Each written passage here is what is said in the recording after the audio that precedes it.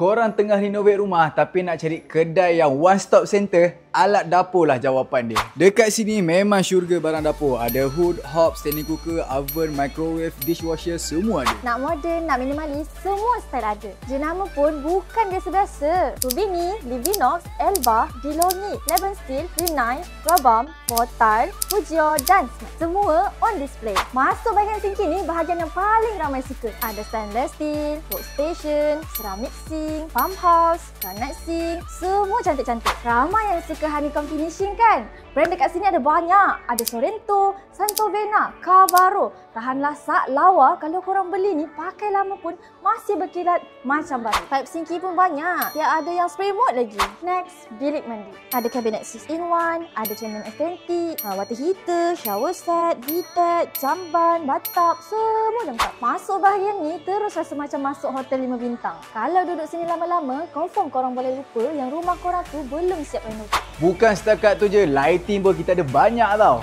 Banyak jenis lampu dekat sini. Kita ada pendant light, wall light, chandelier, downlight, macam-macam jenis, semua saiz ada. Kipas dekat sini pun kita ada macam-macam jenis tau. Ceiling fan, standing fan, mini fan. Brand kipas dekat sini pun memang worldwide punya. Kita ambil Deka, KDK, Panasonic, Recavo, banyak lagi jenis pilihan brand untuk korang.